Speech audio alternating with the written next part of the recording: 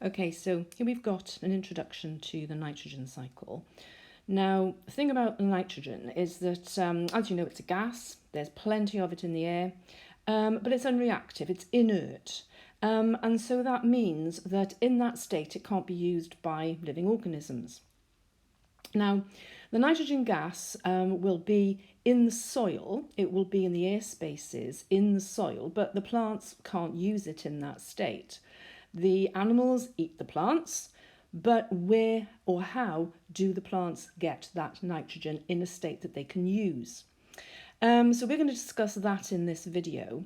And ultimately, we're thinking in terms of the plants and the animals dying, the nitrates they contain, some of it being converted back into nitrogen gas in the air, and some of it actually going back into the soil, either as nitrates or as, in fact, nitrogen gas as well.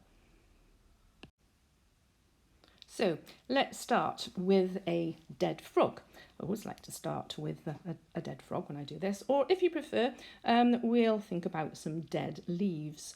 Either way, where you've got your dead frog or your dead leaves, you have these. These are the saprotrophs. Now, saprotrophs are basically fungi. And they really are one of the first organisms to start breaking down, to start decomposing these dead organisms.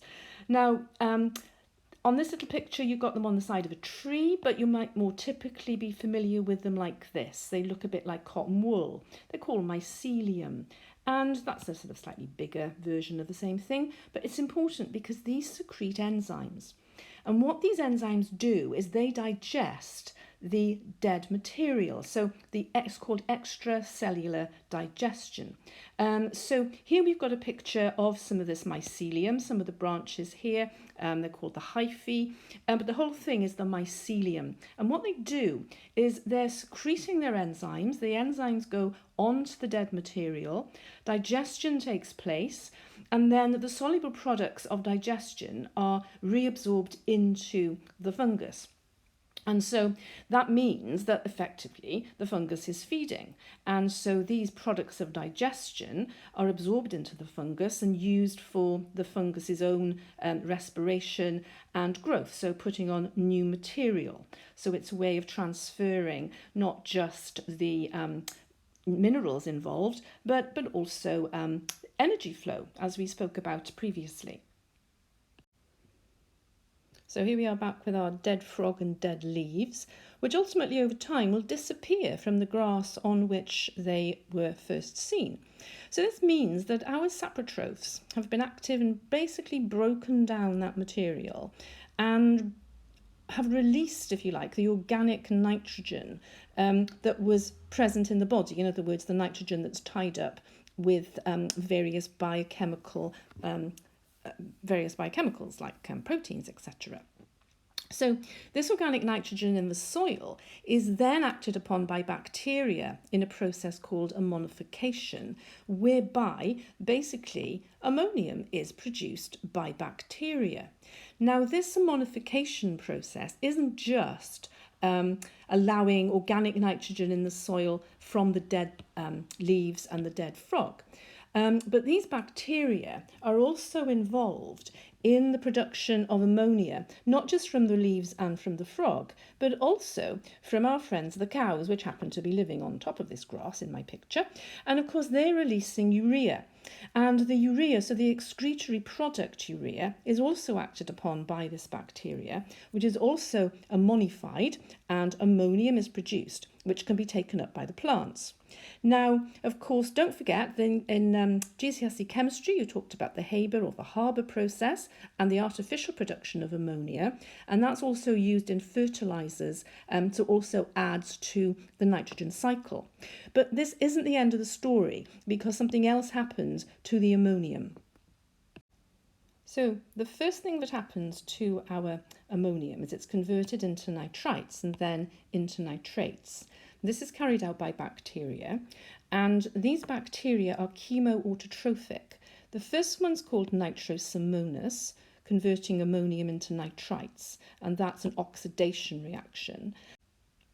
Nitrobacter converts the nitrites into nitrates, and that's another oxidation reaction. And the whole process here is called nitrification. So ammonium to nitrates is nitrification, and they're both oxidation reactions. So therefore it can only occur in aerobic conditions when there's oxygen present. So this means that we've got these nitrates now available. They are very soluble in water, which means that they can be taken up by the root hairs of the plants very, very easily by active transport.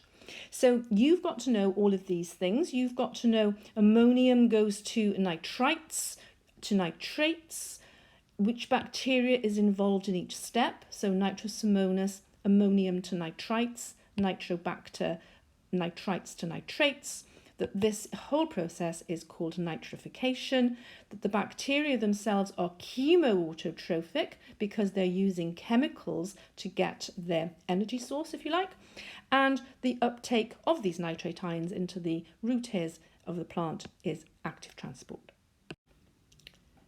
So nitrogen gas that's in the air gets into the soil by nitrogen fixation, which naturally occurs with lightning storms and also artificially with fertilizers. So lightning gives you nitrogen oxide, but 90% is achieved by bacteria. One of them is called Azotobacter. Azotobacter is free living in the soil, and it is able to fix nitrogen gas and convert it into amino acids. Another one is called Rhizobium, also free living in the soil, but can also live in the roots of the legumes, the bean family. And what happens inside the beans, in other words, the peas, the beans, the clover plants, is that they form root nodules. So the bacteria are inside here, and there's a mutualistic relationship, which means the plants get nitrates from the bacteria, but the bacteria gets glucose from the plant. Now you need to know that term, and you need to know the term nitrogen fixation, Azotobacter and Rhizobium. So this is all about how you fix the nitrogen gas in the air and convert it into those nitrates.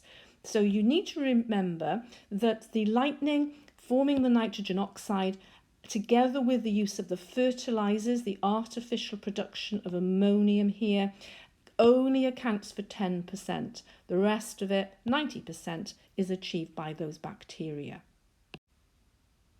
So what we've got here is a little bit more about how these root nodules form in the legume family. So basically you've got your root hairs, and chemical signals will attract the bacteria into the plant. And there they will form bacterioids, where the actual bacteria undergo a little bit of a structural change and remain inside the cells. Then the bacterioids there will continue to grow, to reproduce, and gradually over time this structure becomes bigger and bigger. Vascular tissue develops into it, so in other words the xylem and the phloem start to grow into it, and gradually you get this massive structure, which in the photograph you can see lots and lots of little nodules here. Now it's very interesting because inside these nodules there is something that's called leg hemoglobin. Leg hemoglobin.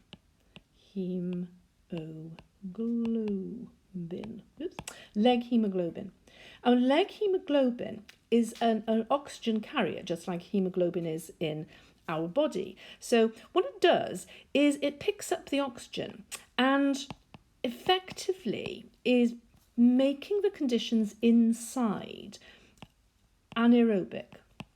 And why is this important? It's important because the bacteria have within them an enzyme. The enzyme is called nitrogen reductase, and the enzyme nitrogen reductase has to be active for it to convert nitrogen gas into ammonium. And the thing is that this enzyme, nitrogen reductase, is inactivated by the presence of oxygen, and therefore by having this leg hemoglobin to pick up the oxygen, it prevents the damage to the enzyme. But at the same time, it's providing the oxygen for the respiration of the bacteria. Now, as we're talking about nitrogen as a cycle, we have to think in terms of how the nitrogen gas gets back into the air. So this is where denitrification comes in, and it occurs in anaerobic conditions in waterlogged soil. So this is where the nitrates are converted back into the nitrogen gas, which will go back into the air. So NO3 minus is converted back into N2. Now, this takes place, as I say, under anaerobic conditions by bacteria. Now, these bacteria, which work in anaerobic conditions, what they're doing is they're getting their oxygen for respiration from the nitrates, and therefore releasing the nitrogen gas back into the atmosphere. Now, you don't need to know the name of this particular bacterium. You don't have to remember its name. But for those of you that like these sorts of things, I've included it here. So it's known as Pseudomonas.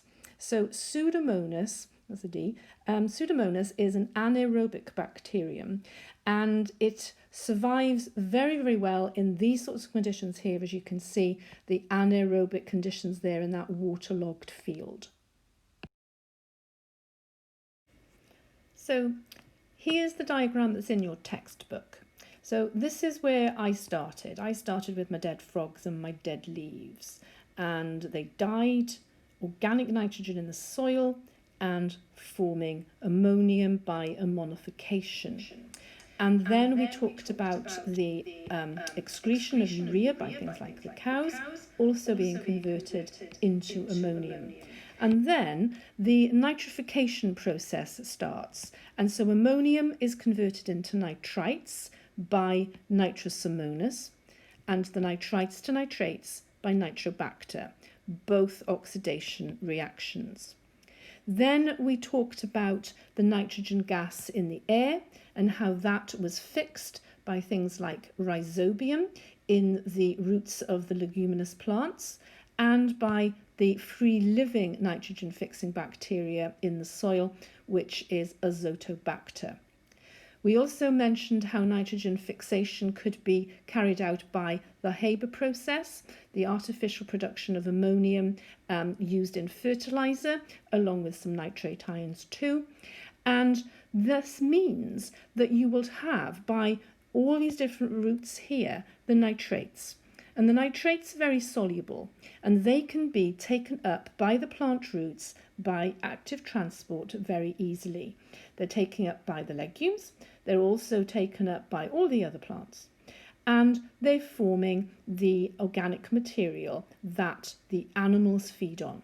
And the animals need the nitrates to form things like their DNA and their proteins and amino acids and such like, and then they die, they excrete, and we go back to ammonification, nitrification, etc. Now, we talked about nitrates being very soluble, and this means that they can be easily lost from the soil. They'll flow into the rivers and streams, and the process is called leaching. Now, all of this is taking place in aerobic conditions, but sometimes if the soil gets waterlogged, then conditions will become anaerobic.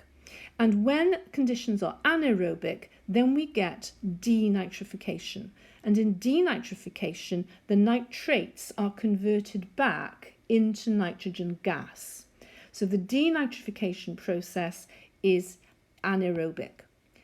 Decomposition and ammonification is aerobic, as is nitrification and nitrogen fixation. But remember, in the roots of the leguminous plants, you do have leg hemoglobin, which carries the oxygen to the bacteria, holding onto it and preventing the bacterial enzyme from being inactivated.